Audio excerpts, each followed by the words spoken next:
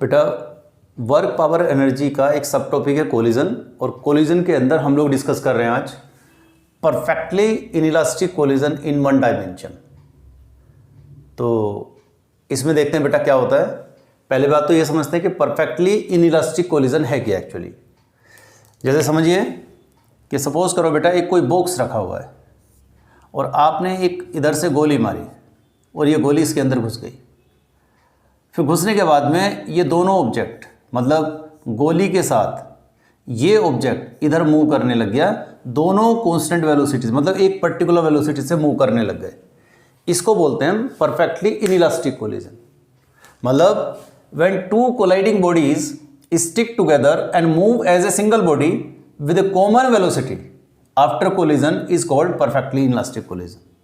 तो पहला ऐसे समझो कि पहला ऑब्जेक्ट m1 मास का u1 वेलोसिटी से चल रहा है और बेटा सेकंड मास रेस्ट में है। ये जो मास है दिस इज एट रेस्ट। इसने आके इसको टक्कर मारी और दोनों एक साथ मिलके स्टिक हो गए और v वेलोसिटी से चलने लग गए। तो इसमें भी law of conservation of momentum लगेगा।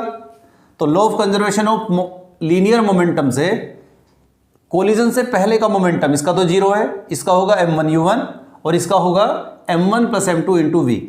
तो v हम यहां से कैलकुलेट कर लेंगे बेटा।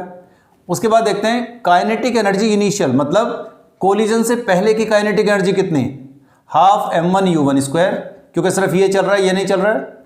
और कोलिजन के बाद की final energy half m1 m2 total mass और इंटू इनकी वेलोसिटी v। इस v की जगह बेटा मैंने ये वाली वैल्यू रख दी, ये यहां से हमने कैलकुलेट कर लिया तो काइनेटिक एनर्जी फाइनल आ गई। तो चेंज इन काइनेटिक एनर्जी देखते हैं which is equals to kinetic energy initial minus kinetic energy final. तो बेटा इनिशियल एनर्जी मतलब इस एनर्जी में से हमने इस एनर्जी को माइनस कर दिया और हमने पाया कि डेल्टा के आया m1 m2 upon 2m1 plus m2 u1 square. अब यहां पे एक चीज देखेंगे बेटा, m1 m2 ये हमेशा पॉजिटिव है, u1 पॉजिटिव होगी और मान लो कभी नेगेटिव में आती है तो बेटा नेगेटिव का भी स्क्वायर करोगे तो ये भी पॉजिटिव होगी। इसका मतलब ये है कि डेल्टा के ही क्या रहेगा, हमेशा पॉजिटिव। डेल्टा के ही पॉजिटिव होने का मतलब क्या है कि initial kinetic energy final kinetic energy से ज्यादा है, या ये कह दो फाइनल काइनेटिक एनर्जी कम होगी as compare to initial kinetic energy. इसका मतलब there is a loss of kinetic energy in perfectly inelastic collision. तो इसमें कई बार क्वेश्चन ऐसे आ जाता है, prove that there is a loss of kinetic energy in perfectly inelastic collision.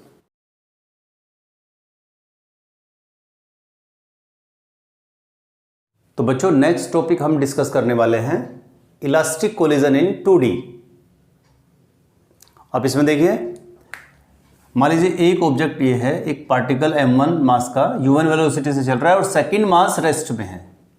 तो बेटा कोलिजन के बाद सपोज कीजिए पहला पार्टिकल इस तरह चला गया v1 वेलोसिटी से और दूसरा पार्टिकल इधर चला गया v2 वेलोसिटी से। नल डायरेक्शन के साथ इस पार्टिकल ने थीटा एंगल बनाया और इस पार्टिकल ने अल्फा एंगल बनाया। तो बेटा अगर इसके मोमेंटम को हम रिजोल्व कर दें तो m1 v1 इस तरफ आ जाएगा m1 v1 कोस थीटा, क्योंकि ये एंगल थीटा है, और इधर आएगा m1 v1 साइन थीटा। इसी तरह से इसका मोमेंटम m2 v2 को अगर रिजोल्व करें तो इस तरफ आएगा m2 v2 कोस अल्फा और इधर आएगा m2 v2 साइन अल्फा।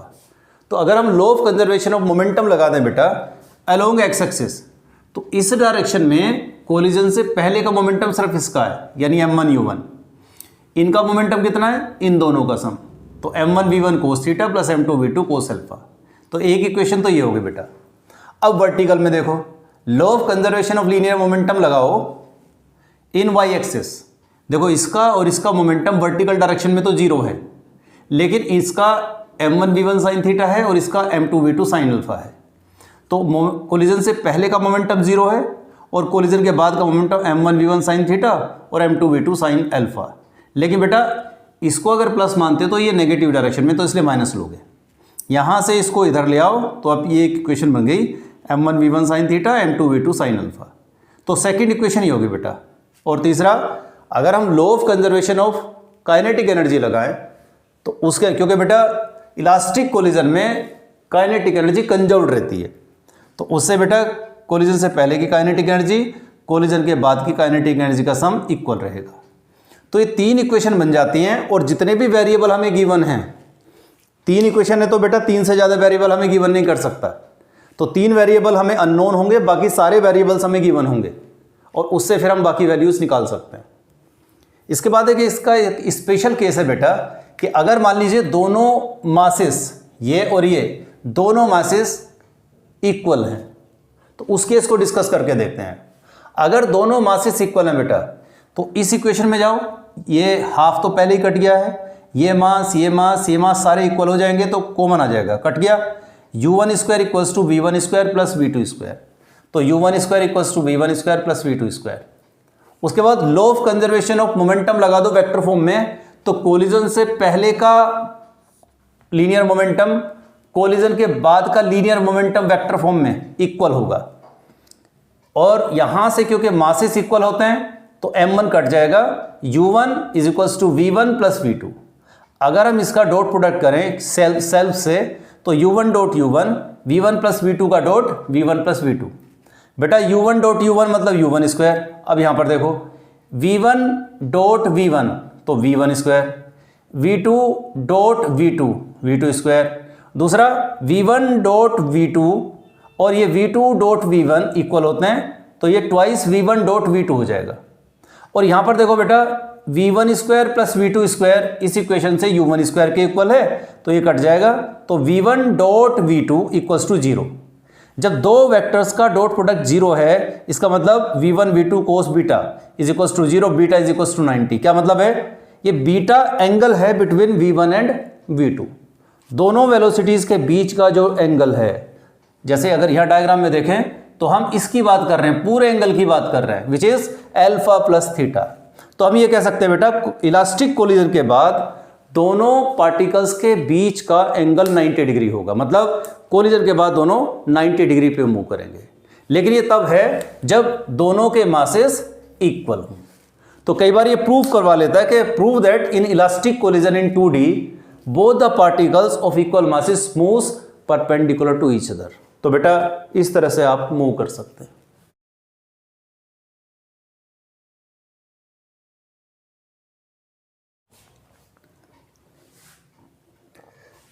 बच्चों एक टर्म समझते हैं, कोफिशिएंट ऑफ रेस्टिट्यूशन। इसका बहुत अच्छे तरीके से यूज होता है न्यूमेरिकल्स को सोल्व करने के लिए। तो कोफिशिएंट ऑफ रेस्टिट्यूशन क्या, पहले ये समझते हैं। देखिए दो ऑब्जेक्ट हैं, एक m1 और एक m2। m1 चल रहा है u1 वेलोसिटी से, m2 चल रहा है u2 वेलोसिटी से। कोलाइड किए, कोलिजन के बाद ये चलेगा m1 v1 वेलोसिटी से और m2 चल रहा है v2 वेलोसिटी से। बेटा ये दोनों पार्टिकल कोलाइड ही तब करेंगे जब इसकी वेलोसिटी पहले दूसरे वाले की वेलोसिटी से ज़्यादा होगी। ये जाके इसको हिट करेगा तभी तो कोलिजन होगा, अगर इसकी वेलोसिटी ज़्यादा होगी तो ये हिट ही नहीं करेगा। तो हम कह सकते हैं u1 ग्रेटर देन u2 होगा। और कोलिजन के बाद पक्की बात है कि इसकी वेलोसिटी कम होगी और इसकी वेलोसिटी ज़्यादा होगी, वरना तो दोबारा कोलाइड करेगा जो पॉसिबल नहीं है।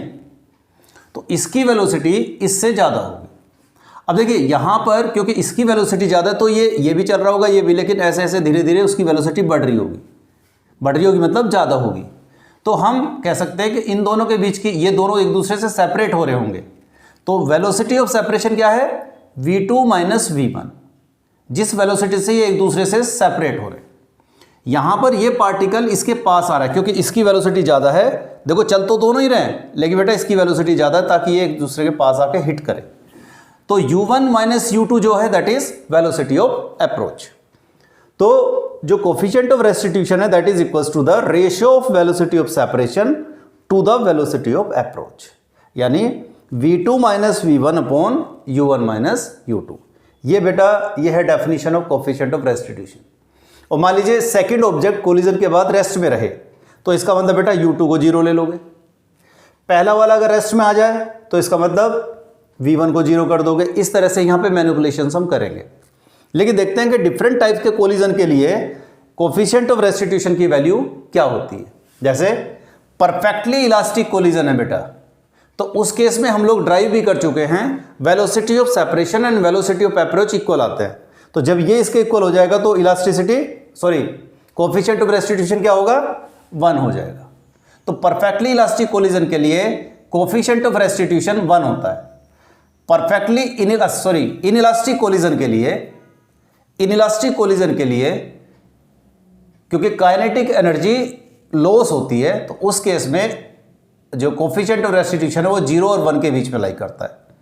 और परफेक्टली इनइलास्टिक के लिए बेटा, जहां काइनेटिक एनर्जी पूरा लॉस हो जाती है, E इज इक्वल्स टू 0। तो परफेक्टली इनइलास्टिक के लिए इक्वल्स टू 0। जैसे मैंने किसी बॉल को या कुछ ऐसी चीज को दीवार पे फेंक के मारा जहां वो जाके उसके साथ स्टिक कर गई, तो ऐसे केस में कोफिशिएंट ऑफ रेस्टिट्यूशन 0 माना जाएगा। दूसरा सुपर इलास्टिक। सुपर इलास्टिक समझते हो, जैसे क्रेजी बॉल होती है, मैं उसको यहां से गिरा दूं तो जब टकराएगी, टकरा के वापस आएगी तो बेटा जिस हाइट से गिराई है उससे भी ऊपर निकल जाएगी। तो सुपर इलास्टिक के केस में kinetic energy initial kinetic energy से बढ़ जाती है, मतलब कोलिजन के बाद की काइनेटिक एनर्जी ज्यादा होती है, कोलिजन के पहले की काइनेटिक एनर्जी कम होती है। तो उस केस में कोफिशिएंट ऑफ रेस्टिट्यूशन 1 से भी ज्यादा होता है। तो E is greater than 1 for super elastic collision.